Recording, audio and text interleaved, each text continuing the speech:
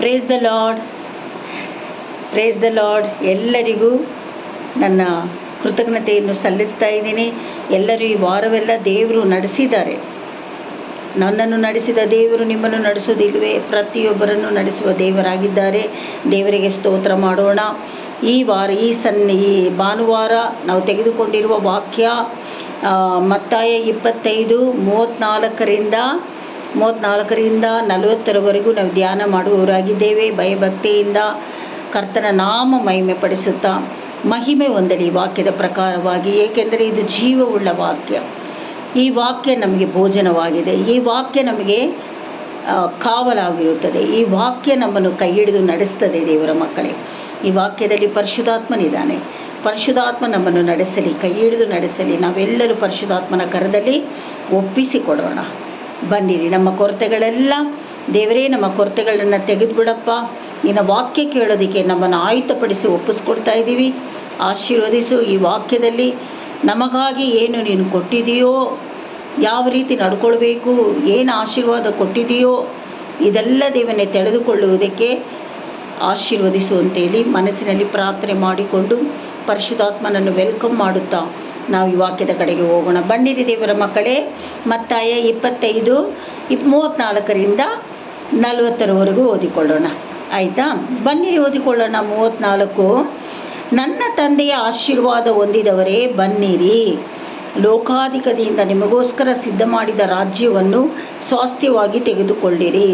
ನೋಡಿ, ಇಲ್ಲಿ ಮತ್ತಾಯನು ಬರಿತಾ ಇರೋದು, ನನ್ನ ತಂದೆಯ ಆಶೀರ್ವಾದ ಹೊಂದಿದವರೇ ಬನ್ನಿರಿ. ಅರ್ಥ ಆಯ್ತಾ? ಬಂದ್ಬಿಟ್ಟು ಲೋಕಾದಿಯಿಂದ ನಿಮಗೋಸ್ಕರ ನಾನು ಏನು ಸಿದ್ಧತೆ ಮಾಡಿದ್ದೀನಿ ಅದನ್ನು ನಿಮಗೆ ಸ್ವಾಸ್ಥ್ಯವಾಗಿ ತೆಗೆದುಕೊಳ್ಳ್ರಿ ನೀವು ಅಂತೇಳಿ ಈ ವಾಕ್ಯದ ಜೀವವುಳ್ಳ ವಾಕ್ಯ ನಮ್ಮ ಹತ್ರ ಮಾತಾಡ್ತಾ ಇದೆ. ದೇವರ ಮಕ್ಕಳೇ, ಓದಿಕೊಳ್ಳೋಣ. 35. ನಾನು ಹಸಿದಿದ್ದೇನೋ ನನಗೆ ಊಟಕ್ಕೆ ಕೊಟ್ಟಿರಿ, ನಾನು ಬಾಯಾರಿದ್ದೇನೋ ನನಗೆ ಕುಡಿಯುವುದಕ್ಕೆ ಕೊಟ್ಟಿರಿ, ಪರದೇಶಿಯಾಗಿದ್ದೇನೋ ನನ್ನನ್ನು ಸೇರಿಸಿಕೊಂಡಿರಿ, ಬಟ್ಟೆ ಇಲ್ಲದವನಾಗಿದ್ದೇನೋ ನನಗೆ ಉಡುವುದಕ್ಕೆ ಕೊಟ್ಟಿರಿ, ರೋಗದಲ್ಲಿ ಬಿದ್ದಿದ್ದೇನೋ ನನ್ನನ್ನು ಆರೈಕೆ ಮಾಡುವುದಕ್ಕೆ ಬಂದಿದ್ದೀರಿ, ಸೆರೆಮನೆಯಲ್ಲಿದ್ದೇನೋ ನನ್ನನ್ನು ನೋಡುವುದಕ್ಕೆ ಬಂದಿರಿ ಎಂದು ಹೇಳುವನು. ನೋಡಿ ದೇವರು ಹೇಳ್ತಾ ಇದ್ದಾರೆ, ನಾವು ಏನೇನು ಒಳ್ಳೆ ಕಾರ್ಯಗಳು ಮಾಡ್ತಾ ಇದ್ವೋ ಅದನ್ನೆಲ್ಲ ನೆನಪು ಮಾಡಿ ಕೊಡ್ತಾ ಇದ್ದಾರೆ. ಮಾಡದೇ ಇದ್ದವರು, ಈ ರೀತಿ ಮಾಡದೇ ಇದ್ದವರು ಮಾಡೋಕ್ಕೆ ಸ್ಟಾರ್ಟ್ ಮಾಡಬೇಕು. ಅರ್ಥ ಆಯ್ತಾ ದೇವರ ಮಕ್ಕಳೇ? ಬಡವರಿಗೆ ಕೊಡಬೇಕು, ಸೆರೆಯಲ್ಲಿರುವವರಿಗೆ ನೋಡಿಕೊಂಡು ಬರಬೇಕು, ಹಾಸ್ಪಿಟ್ಲಲ್ಲಿರುವವರಿಗೆ ನಾವು ಪ್ರಾರ್ಥನೆ ಮಾಡಬೇಕು. ನಮ್ಮಲ್ಲೇ ಆದಷ್ಟು ಸಹಾಯ ನಾವು ಇನ್ನೊಬ್ಬರಿಗೆ ಮಾಡಬೇಕು. ಇದೆಲ್ಲ ಇದೆ ದೇವರ ಮಕ್ಕಳೇ. ಅದಕ್ಕೆ ಶಿಷ್ಯರು ಏನು ಹೇಳ್ತಾ ಇದ್ದಾರೆ, ಇದು ಕೇಳಿಸಿಕೊಂಡವರು ಏನು ಮಾತಾಡ್ತಾ ಇದ್ದಾರೆ ಅಂತ ನೋಡಿಕೊಳ್ಳೋಣ. ಅದಕ್ಕೆ ನೀತಿವಂತರು, ಅಲ್ಲಿ ನಿಂತಿರುವ ನೀತಿವಂತರು ನಾವೇ. ಅರ್ಥ ಆಯ್ತಾ? ಅಲ್ಲಿ ನಿಂತಿರುವ ನೀತಿವಂತರು ಹೇಳ್ತಾ ಇದ್ದಾರೆ, ಸ್ವಾಮಿ, ಒಂದು ನಿಮಿಷ, ಸ್ವಾಮಿ, ಯಾವಾಗ ನೀನು ಹಸಿದಿದ್ದನ್ನು ನಾನು ಕಂಡು ನಿನಗೆ ಊಟಕ್ಕೆ ಕೊಟ್ಟೆವು, ಇಲ್ಲವೇ ನೀನು ಬಾಯಾರಿದ್ದನ್ನು ಕಂಡು ಕುಡಿಯುವುದಕ್ಕೆ ಕೊಟ್ಟೆವು. ನಾನು ಯಾವಾಗ ನೀನು ಹಸಿದಿದ್ದಾಗ ನಾನು ಊಟ ಕೊಟ್ಟೆ, ನೀನು ಬಟ್ಟೆ ಇಲ್ಲದೆ ಇದ್ದಾಗ ನಾನು ಬಟ್ಟೆ ಕೊಟ್ಟೆ, ಊಟ ಕೊಟ್ಟೆ, ನೀರು ಕುಡಿಬೇಕು ಅಂತ ದಾಹವಾಗಿದ್ದಾಗ ನಾನು ನೀರು ಯಾವಾಗ ಕೊಟ್ಟೆ, ಯಾವಾಗ ನೀನು ಪರದೇಶಿಯಾಗಿರುವುದನ್ನು ಕಂಡು ಸೇರಿಸಿಕೊಂಡೆ, ಮನೆ ಇಲ್ಲದೆ ದಾರಿಯಲ್ಲಿ ಬಿದ್ದಂಥ ನಿನ್ನನ್ನು ನಾನು ಯಾವಾಗ ಮನೆಗೆ ಸೇರಿಸ್ಕೊಂಡೆ, ಇಲ್ಲವೇ ನಿನಗೆ ಬಟ್ಟೆ ಇಲ್ಲದನ್ನು ಕಂಡು ಉಡುವುದಕ್ಕೆ ಕೊಟ್ಟೆವು, ಯಾವಾಗ ನಿನಗೆ ಬಟ್ಟೆ ನಾನು ಕೊಟ್ಟೆ, ಯಾವಾಗ ನೀನು ರೋಗದಲ್ಲಿ ಬಿದ್ದದ್ದನ್ನು ಅಥವಾ ಇಲ್ಲಿ ನೋಡಿ, ರೋಗದಲ್ಲಿ ಬಿದ್ದದ್ದನ್ನು, ಸೆರೆಮನೆಯಲ್ಲಿ ಇದ್ದದ್ದನ್ನು ಕಂಡು ನಿನ್ನನ್ನು ನೋಡುವುದಕ್ಕೆ ನಾವು ಬಂದಿದ್ವಿ, ಯಾವಾಗ ಇದೆಲ್ಲ ಮಾಡಿದ್ವಿ ದೇವರೇ ಎಂದು ಉತ್ತರವಾಗಿ ಹೇಳುವರು. ಕೇಳ್ತಾ ಇದ್ದಾರೆ ಯೇಸು ಸ್ವಾಮಿ ಹತ್ರ. ಅರ್ಥ ಆಯ್ತಾ? ಅದಕ್ಕೆ ಯೇಸು ಸ್ವಾಮಿ, ಅರಸನು ಯಾರು? ಅದಕ್ಕೆ ಅರಸನು, ಈ ನನ್ನ ಸಹೋದರರಲ್ಲಿ ಕೇವಲ ಅಲ್ಪನಾದವನೊಬ್ಬನಿಗೆ ನೀವು ಏನು ಮಾಡಿದಿರೋ ಅದನ್ನು ನನಗೂ ಮಾಡಿದ ಹಾಗಾಯಿತು. ನಿಮಗೆ ಸತ್ಯವಾಗಿ ನಾನು ಹೇಳ್ತಾ ಇದ್ದೀನಿ ಅಂತ ಯೇಸು ಸ್ವಾಮಿ ಇಲ್ಲಿ ಮಾತಾಡ್ತಾ ಇದ್ದಾರೆ. ಹಂಗಂದರೆ ಈ ವಾಕ್ಯ ಏನು ಹೇಳುತ್ತದೆ ಅಂತ ಹೇಳಿದ್ರೆ, ನೀವು ಯಾರಿಗೆ ಏನು ಮಾಡ್ತೀರಾ ಒಳ್ಳೆ ಕಾರ್ಯಗಳನ್ನು? ಸುವಾರ್ತೆ ಹೇಳ್ತಾ ಇದ್ದೀರಾ, ಬಟ್ಟೆ ಇಲ್ಲದವರಿಗೆ ಬಟ್ಟೆ ಕೊಟ್ಟಿದ್ದೀರಾ, ಊಟ ಇಲ್ಲದವರಿಗೆ ಊಟ ಕೊಟ್ಟಿದ್ದೀರಾ, ಸಮಾಧಾನದ ಮಾತುಗಳನ್ನು ಅವ್ರ ಹತ್ರ ನೀನು ಮಾತಾಡಿದ್ದೀಯಾ, ಆಲಯಕ್ಕೆ ಕರ್ಕೊಂಡೋಗಿದ್ದೀಯಾ, ಸೆರೆಯಲ್ಲಿದ್ದವರನ್ನು ಹೋಗಿ ನೋಡ್ಕೊಂಡು ಬಂದಿದ್ದೀಯಾ, ನೀನು ಏನೇನು ಒಳ್ಳೆ ಕಾರ್ಯಗಳನ್ನು ಮಾಡಿದೆಯೋ ಅದೆಲ್ಲ ನನಗೆ ನೀನು ಮಾಡಿದ ಹಾಗಾಯಿತು, ಇದು ನಾನು ಸತ್ಯವಾಗಿ ಹೇಳ್ತಾ ಇದ್ದೀನಿ ಅಂತ ಹೇಳುವಾಗ ನಾವಿದೆಲ್ಲ ಮಾಡಲೇಬೇಕು. ಅರ್ಥ ಆಯ್ತಾ ದೇವರ ಮಕ್ಕಳೇ? ದೇವರು ಒಳ್ಳೆಯವನು, ಆತನ ಕೃಪೆಯು ಶಾಶ್ವತವಾದದ್ದು. ದೇವರು ನಮ್ಮ ಹತ್ರ ಏನೂ ಕೇಳ್ತಾ ಇಲ್ಲ. ಅರ್ಥ ಆಯ್ತಾ? ನಾನು ನಿಮ್ಮನ್ನು ಮುಟ್ಟಿದೆ, ನಿಮ್ಮನ್ನು ಪೋಷಿಸ್ತಾ ಇದ್ದೀನಿ, ನಿಮ್ಮನ್ನು ಪ್ರೊಟೆಕ್ಟ್ ಮಾಡ್ತಾ ಇದ್ದೀನಿ, ನಿಮಗೆ ಬೇಕಾದದೆಲ್ಲ ಕೊಡ್ತಾ ಇದ್ದೀನಿ. ನೀವು ಹೋಗೋಕ್ಕೆ ಬರೋಕ್ಕೆ ಜೀವನ ಮಾಡೋಕ್ಕೆ ಆರೋಗ್ಯ ಆಯಸ್ಸು ಬಲ ಕೊಟ್ಟಿದ್ದೀನಿ. ಆದರೆ ಇದೆಲ್ಲ ಇಲ್ಲದೇ ಇರುವವರು, ರೋಗದಲ್ಲಿ ಬಿದ್ದಿರುವವರು, ಬಟ್ಟೆ ಇಲ್ಲದೇ ಇರುವವರು, ಹಸಿದವರು, ಸಮಾಧಾನ ಇಲ್ಲದೆ ಇರುವವರು, ಇಂಥವರಿಗೆಲ್ಲ ನೀವು ಸಮಾಧಾನ ಪಡಿಸಿ ಬಟ್ಟೆ ಕೊಟ್ಟು ನೀವು ಅವರನ್ನು ಆಶೀರ್ವದಿಸಿ ಅವರಿಗಾಗಿ ಪ್ರಾರ್ಥನೆ ಮಾಡ್ತೀರಲ್ಲ, ಅದೆಲ್ಲ ನನಗೇ ಮಾಡಿದ ಹಾಗೆ ಆಯಿತು ಅಂತ ಇಲ್ಲಿ ಯೇಸು ಸ್ವಾಮಿ ಹೇಳ್ತಾ ಇರೋದು. ಇದೆಲ್ಲ ನಾವು ಮಾಡಬೇಕು ದೇವರ ಮಕ್ಕಳೇ. ಅರ್ಥ ಆಯ್ತಾ?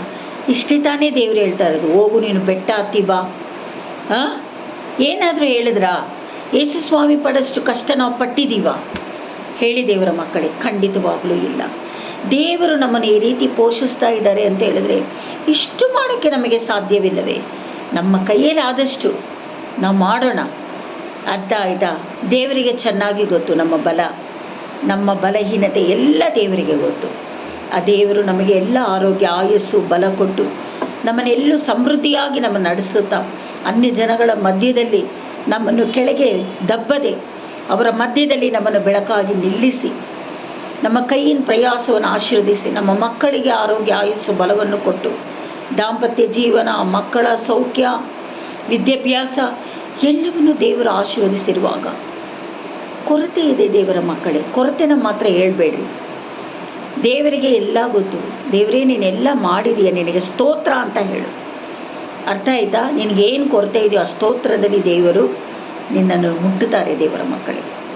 ಹಾಗಿರುವಾಗ ದೇವರಿಗಾಗಿ ಯೇಸು ಸ್ವಾಮಿಗಾಗಿ ನಾವೆಲ್ಲ ಈ ಕಾರ್ಯಗಳು ನಾವು ಮಾಡಬೇಕು. ಅದಕ್ಕೆ ಈ ವಾಕ್ಯದಲ್ಲಿ ಹೇಳಲ್ಪಟ್ಟಿದೆ, ಈ ರೀತಿಯಾಗಿ ನೀವು ಮಾಡಿದ್ದು ನನಗೆ ಮಾಡಿದ ಹಾಗಾಯಿತು ಅಂತ ಅಲ್ಲಿ ನಿಂತಿರುವ ನೀತಿವಂತರಿಗೆ ಯೇಸು ಸ್ವಾಮಿ ಮಾತಾಡ್ತಾ ಇದ್ದಾರೆ. ಅರ್ಥ ಆಯ್ತಾ? ಹಾಗಾದರೆ ನಾವು ಯಾವ ರೀತಿಯಲ್ಲಿ ನೀತಿವಂತರಾಗಿ ನಾವು ನಡ್ಕೊಳ್ಬೇಕು?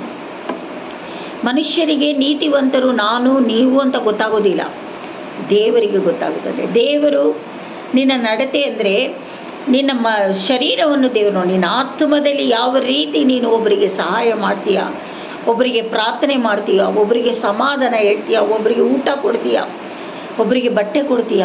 ದೇವರು ಆತ್ಮ ನೋಡುವಂಥ ದೇವರಾಗಿದ್ದಾರೆ. ಅರ್ಥ ಆಯ್ತಾ ದೇವರ ಮಕ್ಕಳೇ? ಈ ದಿನಗಳಲ್ಲಿ ನಾವು ಆತನ ಪಾದದಡಿಯಲ್ಲಿ ಬಿದ್ದು ಆತನ ನಾಮ ಕೊಂಡಾಡಬೇಕು. ಅರ್ಥ ಆಯ್ತಾ? ಈ ಕಾರ್ಯಗಳನ್ನು ಮಾಡಿ ದೇವರಿಗೆ ಮಾಡುವುದನ್ನು ಇದೆಲ್ಲ ಮಾಡಿ ಸಂತೋಷದಿಂದ ದೇವರೇ ನಮ್ಮನ್ನು ಸಂತೋಷವಾಗಿ ಇಟ್ಟಿದೆಯಾ, ಆರೋಗ್ಯ ಆಯಸ್ಸು ಬಲ ಕೊಟ್ಟಿದೆಯಾ ದೇವರೇ, ನಾವು ಸಂತೋಷದಿಂದ ಆಲೆಗೆ ಬರ್ತಾ ಇದ್ದೀವಪ್ಪ ನಿನ್ನನ್ನು ಸ್ತುತಿಸಿ ಕೊಂಡಾಡೋದಕ್ಕೆ ಅಂತ ಹೇಳಿ ಕರ್ತನ ನಾಮ ಮಹಿಮೆ ಪಡಿಸುವುದಕ್ಕೆ ಎಲ್ಲರೂ ಒಟ್ಟುಗೂಡಿ ಆತ್ಮದಲ್ಲಿ ಆರಾಧನೆ ಮಾಡುವುದಕ್ಕೇ ಬರೋದು. ಅಲ್ಲಿರುವ ಮನುಷ್ಯರ ಕುರಿಗಳನ್ನು, ಅಲ್ಲಿರುವ ಕುರುಬರುಗಳನ್ನು ನೋಡುವುದಕ್ಕಲ್ಲ ದೇವರ ಮಕ್ಕಳೇ. ಅರ್ಥ ಆಯ್ತಾ? ಒಬ್ಬರಿಗೊಬ್ಬರು ಸಂತೋಷವಾಗಿ ಮಾತನಾಡೋದು, ಪ್ರೇಸ್ ದ ಲಾರ್ಡ್ ಅಂತ ಹೇಳೋದು, ಇದೆಲ್ಲ ದೇವರಿಗೆ ಇಷ್ಟ. ಅರ್ಥ ಆಯ್ತಾ ದೇವರ ಮಕ್ಕಳೇ? ಈ ರೀತಿಯಾಗಿ ನಾವು ಸಂತೋಷದಿಂದ ಆಲಯಕ್ಕೆ ಹೋಗಿ ಬರೋಣ. ಕರ್ತನ ನಾಮ ಮಹಿಮೆ ಹೊಂದಲಿ. ನಾವು ತಗ್ಗಿಸ್ಬೇಕು. ಈ ವಾಕ್ಯ ಎಲ್ಲರಿಗೂ ಅನುಗುಣವಾಗಿದೆ. ನನಗೂ ಆಗಿದೆ, ನಿಮಗೂ ಆಗಿದೆ, ನಮ್ಮ ಕುಟುಂಬಗಳಿಗೂ ಆಗಿದೆ. ಅರ್ಥ ಆಯ್ತಾ ದೇವರ ಮಕ್ಕಳೇ? ನಾವು ಎಲ್ಲರ ಮಧ್ಯದಲ್ಲಿ ನೀತಿವಂತರಾಗಿ ನಿಲ್ಲೋಣ. ಅರ್ಥ ಆಯ್ತಾ? ದೇವರು ನಿಮ್ಮೆಲ್ಲರನ್ನು ಆಶೀರ್ವದಿಸಲಿ. God bless you.